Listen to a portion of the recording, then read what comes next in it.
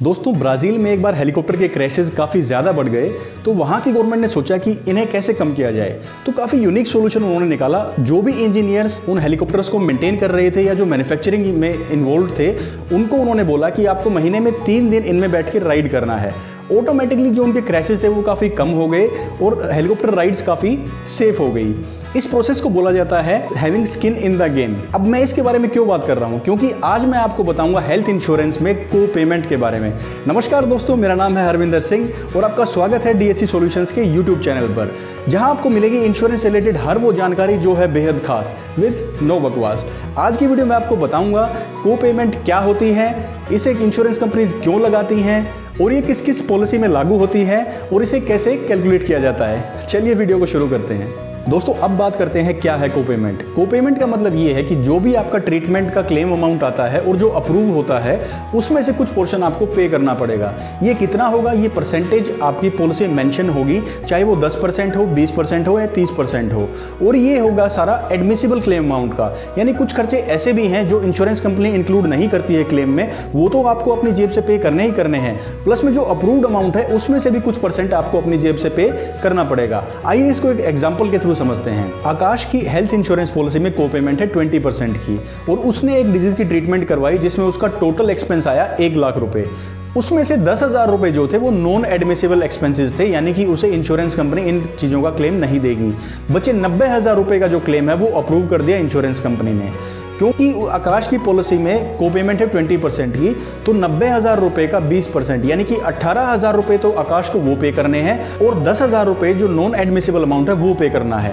यानी टोटल 1 लाख रुपए के ट्रीटमेंट एक्सपेंसेस में से 28,000 रुपए आकाश अपनी पॉकेट से पे करेगा और 72,000 यानी कि 72,000 रुपए इंश्योरेंस कंपनी उसे क्लेम का अमाउंट देगी। दोस्तों अब बात आती है क्या को पेमेंट हर पॉलिसी में एप्लीकेबल है? जी नहीं, ये आपकी चॉइस है। जिस टाइम आप खरीदते हैं पॉलिसी उस टाइम आप चेक कर सकते हैं कि आप को पेमेंट वाली पॉलिसी ले रहे हैं या विदाउट को पेमेंट की।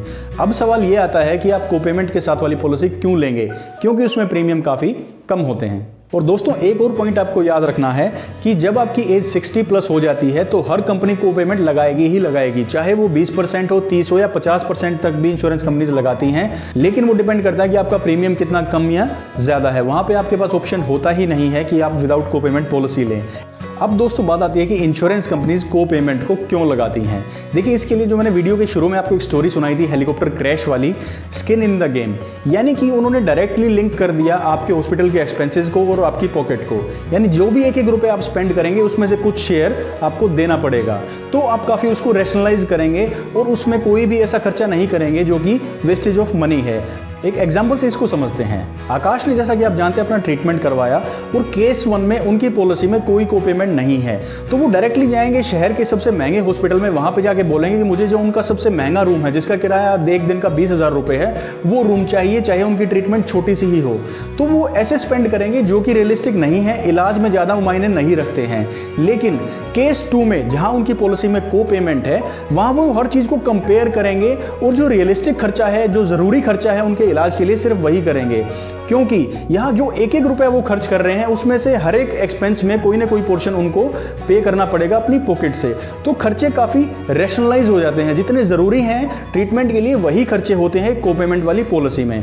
अब आता है वीडियो में डिसाइड करने का टाइम कि क्या आपको को पेमेंट वाली पॉलिसी लेनी चाहिए या नहीं लेनी चाहिए। देखिए दोस्तों ये बिल्कुल आपके ऊपर रहेगा डिसीजन, क्योंकि आपको कंपेयर करना है कि कितना प्रीमियम कम हो रहा है को पेमेंट वाली पॉलिसी में और विदाउट को पेमेंट वाली पॉलिसी में कितना प्रीमियम ज़्यादा है। को पेमेंट वाली पॉलिसीज होती हैं उनका प्रीमियम हाइक होने के चांसेस यानी उनके बढ़ने के चांसेस काफ़ी कम होते हैं, क्योंकि उसमें कुछ पेमेंट इंश्योर्ड जो हैं वो अपनी पॉकेट से कर रहे होते हैं, तो ज़्यादा बर्डन इंश्योर्ड के ऊपर नहीं आता है प्रीमियम्स का। तो दोस्तों मैंने कोशिश की है पूरा टॉपिक कवर करने की अच्छे से, लेकिन फिर भी अगर कोई पॉइंट ऐसा है जो रह गया है या आपके माइंड में कोई क्वेश्चन आता है तो आप कमेंट सेक्शन में लिख सकते हैं, मैं उसका ज़रूर जवाब दूंगा।